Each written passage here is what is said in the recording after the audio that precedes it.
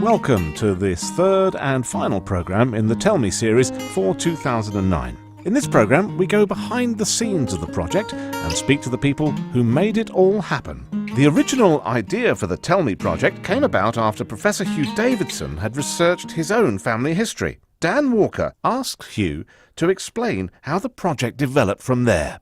I enjoyed doing it so much that I thought it would be interesting to encourage other people to do it.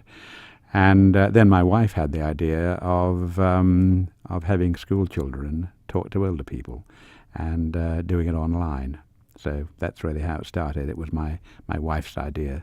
I presume the idea behind having children interviewing adults is that obviously it's an interesting way of doing it, but also it's a learning experience for both sides. Absolutely right. I think from the point of view of children, it's got academic value in that you cover social history, citizenship, Manx, culture and heritage. It's also skill building because you develop skills in using microphones, face-to-face interviewing, preparation, analysis, and also interviewing. And it's quite impressive, the level of interviewing skills the pupils had. From the point of view of old people, it's an opportunity to get recognition for their many achievements in life. And very importantly, I think, it builds links between the two generations. So older people realise that younger people aren't all hoodies, and young people recognise that older people are very interesting. And anybody who reads the 2009 Tell Me book will be left in no doubt at all that older people are extremely interesting. Can you call to mind any particular stories that really moved you? Yes. Some of the interviews were very moving. We had a number of World War II interviews, and one of them was with a career soldier, and he commanded the last Polish unit in the British Army. It was after the Second World War.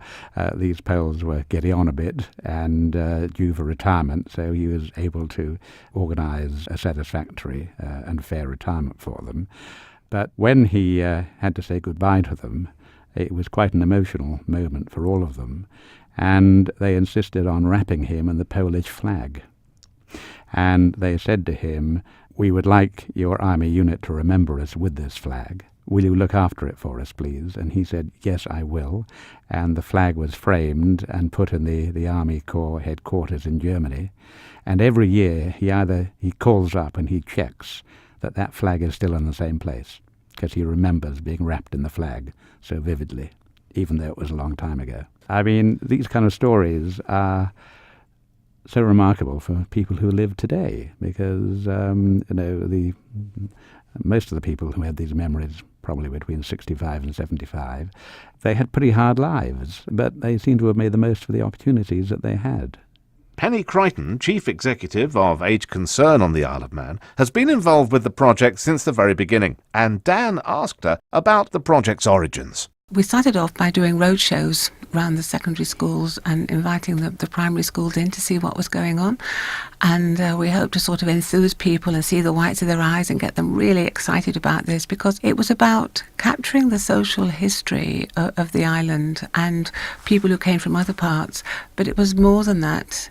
It was about changing attitudes. And in the UK, you've got older people who, for whatever reason, are called the wrinklies. And the younger people are called the hoodies. And it was about getting that understanding where there weren't any wrinklies or hoodies, they were just people. And then that chasm of the intergenerational gap was made into a level playing field, so that we wanted youth to understand old age and the wisdom there, and old age to understand youth and how different perhaps life was for them. as to when they lived their childhood. To me, at Age Concern, that's been one of the biggest bonuses. When you go to a Tell Me session, the air is absolutely buzzing with anticipation. The students are well rehearsed. They know what they want to say. We've got state-of-the-art recording equipment. I think it's even better than you've got here, actually.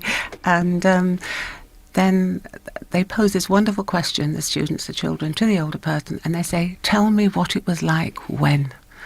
And then, wow, all of the stories we've had absolutely give you goosebumps and make the hairs on the back of your neck stand up. Absolutely brilliant. A really good example of that was the Vince Corellius interview. I think it was his granddaughter. Yes. And she didn't really know anything about this. No. And you can hear in the voice as it's going on, wow. Absolutely. It is the wow factor. It is the wow. And for whatever reason, everyone's busy nowadays. And I think we all communicate by phone, by email, by whatever method, and we don't write letters anymore. Everything is wham, quick. But to actually take time out and develop the art of listening and the art of conversation, and realising from a young person's point of view that, wow, the old people used to get up to exactly the same kind of things as they get up to. And they had their sadnesses, their sorrows, their happinesses, they had their adventures. Realising a world where there were no credit cards or no TV or very few toys to play with has been absolutely eye-opening for some young people. So what was your role in bringing this part of the Tell Me project together? My role was to work with Hugh Davison to get sponsorship to make the project viable, and then with Hugh to go around the schools and do the road shows, because I was 15 years in education before I retired, and then I became the Chief Executive Age Concern. So if you like, I had a foot in both camps. Elderly people and education, which was good. We've got 5 day centres, and we offer 20,000 day places a year. And these day centres are all over the island. So it was making sure and encouraging people in the day centres and people in schools to actually talk to each other. And that's been amazing, really good. Yeah, and what's the feedback been like? More from the elderly people than the school children. Oh, it's absolutely wonderful. So sometimes, especially in the Northern Hemisphere, as you get older, you become invisible. And that is one of the cruelest things in the world. People who've lived their lives and had lots and lots of experiences are just dying to talk about them. And to find that, for instance, we've got a day centre at Retna Bay, and St Mary's Primary School came to talk to the clients there, and it ended up with one of the clients playing the piano and everybody singing, and it was absolutely amazing. The feedback from the older people has been one of absolute generosity, I think, towards the young people. They've loved meeting them. Some of them haven't got grandchildren, and just to see young people being enthusiastic, wanting to talk to them, wanting to know about it, has really given them things to talk about, things to think about for many days to come, and you can't get better than that. Penny Crichton of Age Concern. Adam Creemore was one of our interviewers from St Ninian's High School. He told Dan about some of the challenges he faced whilst making the recordings. Sometimes you do sort of find halfway through an interview it's like, OK, now I'm just going to have to try and get a couple of questions on the fly until I can try and think up a couple of extras. So I'm fairly sure in mine there are a couple of and so what were your favourite foods during the war, kind of thing, which were promptly edited out afterwards. But did you pick it up quite quickly, or? Oh yeah, quite often as well. If we wanted to just sort of pause the interview, mid-interview, and the people, I interviewed Major Charles Wilson. He had a couple of ideas about his time he spent in Oman, working there in the army there. So he sort of provided a couple of ideas, which was rather handy when you dried up. We've been doing it for years as a homework project. I've been always quite keen for pupils to speak to their relatives, get something written down, and it's there for posterity, for when they're getting older. You've got something written down for future grandchildren, great-grandchildren, etc. So there's a record for the family. That's always been my first port of call, and it remains that. But we just got involved in the sort of the wider Tell Me project. So this is something we've been doing for about 5 or 6 years on our own, and the Tell Me project fitted in with what we were doing. But of course it expands on that. It brings a sort of audio aspect. Yes, it does. Yeah, all the stuff we were doing was in writing, in written form. So it just expands on it, and we end up getting them in from the best interviews. So it's held open to the whole of Year 9, and the best ones come in with their relatives, and some of them speak to World War II veterans who we know and people like that, just to sort of expand it, like you say. Andrew Wilkinson, Head of History at St Ninian's High School, and before him, Adam Creemore. You're listening to the third and final programme in the Tell Me series for 2009 here on Manx Radio. This year there's been a few little tweaks to the format, hasn't there? Yes, that's right. We've got about the same number of interviews this year, about 55. And last year it was all organised by school. Overall, about half the schools have participated to date in the first couple of years. But we thought this year we'd theme it because we thought that would be more valuable from an academic point of view for the schools. So we've got 7 themes, I think, this year. World War II away, which is people who are fighting. World War II home. We've got farming. We've got medicine and health. Early days, community life. And this year, for the first time, we've got Girl Guides, where it's their 100th anniversary next year. So we got 5 interviews this year just to start things off, and we'll have more next year. And also this year we thought we'd involve a good role model, and we chose James Toseland as somebody representing our kind of values. And so James came along to Ramsey Grammar School, caused a great deal of excitement, and he was interviewed by 7 different pupils on 4 different topics. I imagine the excitement wasn't just in the pupils, though, was it? Well, that's right. Everywhere he went, people, particularly young ladies, wanted to be photographed with him with their mobile cameras, and some of the mothers heard James was coming along, and it was quite difficult to persuade them that they didn't really need to be there. And that's obviously, that adds just a little bit more sort of flavour, if you will, to what's already quite a significant project. I believe there's been interest from overseas through the website. There definitely has, and I was asked by the chief executive of the Institute of Philanthropy, wonderful name, Dr. Salvatore La Spada. So Sal asked me to give a talk to a group of international philanthropists in New York at the Rockefeller Foundation on Tell Me. So I gave a talk to about 30 of them, and they were mainly American and Canadian, but some Europeans as well, and they were terribly impressed by the project, and I think very importantly, none of them had come across anything like it before anywhere else. So we've also searched the internet, and we think this particular program, organised like it is online, is unique in the world. So we're keen to expand it. There's been interest in Toronto and New York and Arizona.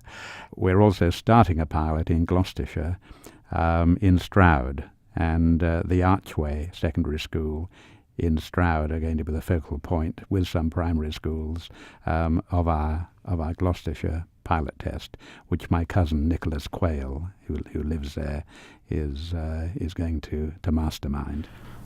Without the website, I don't think the project could really run. Right from the start, there's information on how the teachers should get involved with the project. It gathers all the interviews for the project, all the audio, all the video is hosted on the website. And from there, the book is produced, the audio is transcribed. We have 10 moderators that are volunteers based at AXA. They use the website to moderate all the interviews, etc. Plus, I mean, Hugh and Penny's plans are to expand worldwide on this project.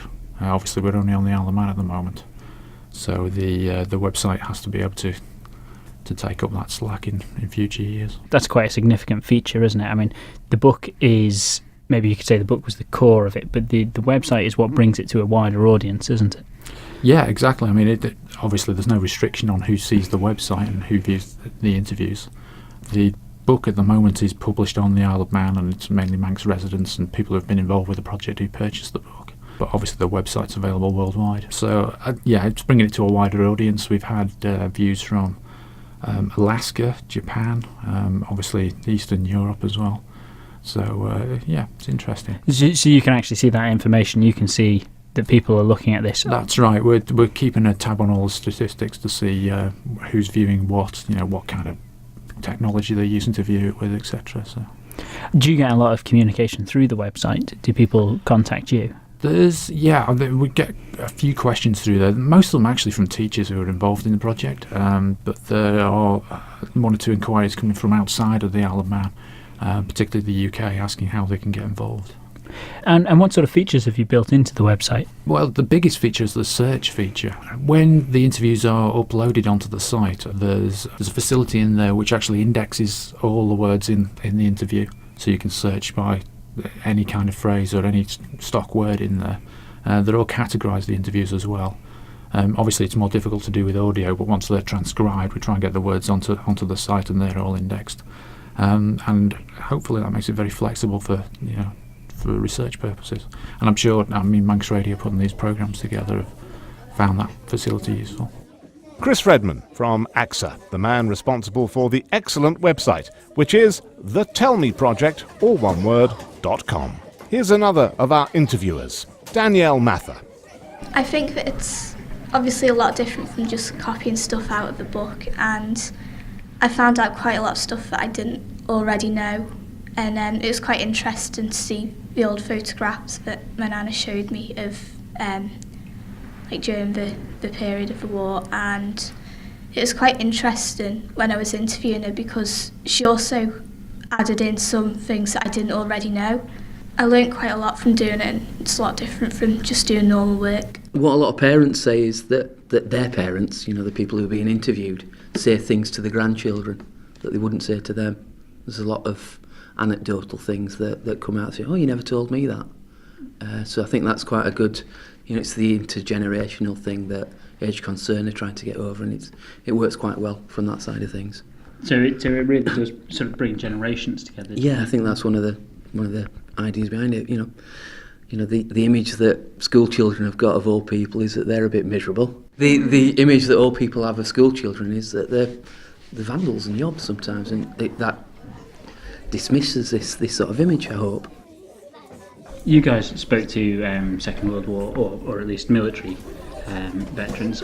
What sort of thing did you get out of that interview? Because my veteran was involved in little known wars, which were not really taught about in school, I thought it was good because he had sort of anecdotes about when he was in the Aden, when he was in the Yemen, and Iran. So I thought it was good to sort of learn outside the classroom. And obviously, we're living in the 21st century. It's despite what happens in Iraq and Afghanistan, we live in a peaceful world, but they lived in a completely different sort of world, didn't they?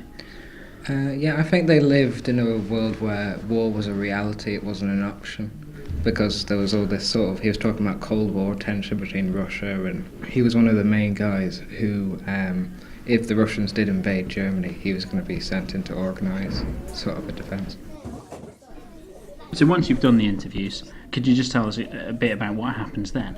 After that, you got a lot of technical stuff to work out about how you do a lot of editing of just when sometimes you slip up on a question or something. And you do that editing yourself, do you? Yeah, and then you have to put it into a sound file and this and that, so it goes on the website.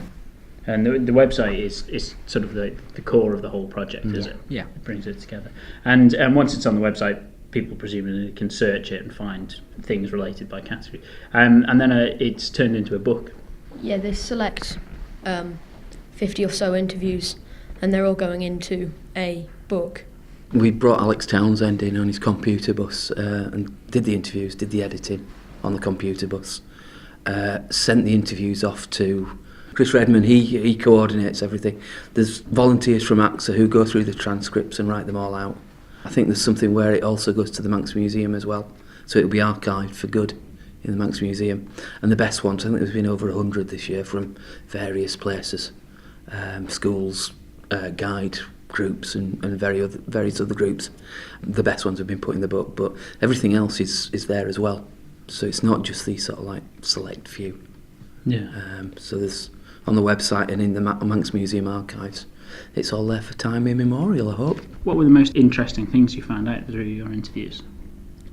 Personally, that finding out Charles's experience of his time as a mercenary in the Omani army, and hearing about people he met there, and finding out all about that area of the world, It's very interesting. Because it's not something you'd expect your normal man on the street in the Isle of Man to have experienced, is it? And you could potentially pass him by without knowing these things. Of course, yeah.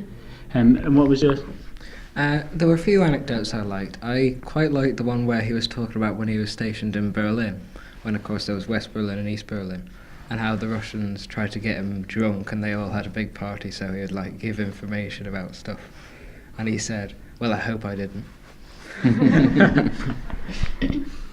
Probably simply like how it feels to be in the war doing these things. Like he gave us this description of when he was in a tank, being shot at in a tank.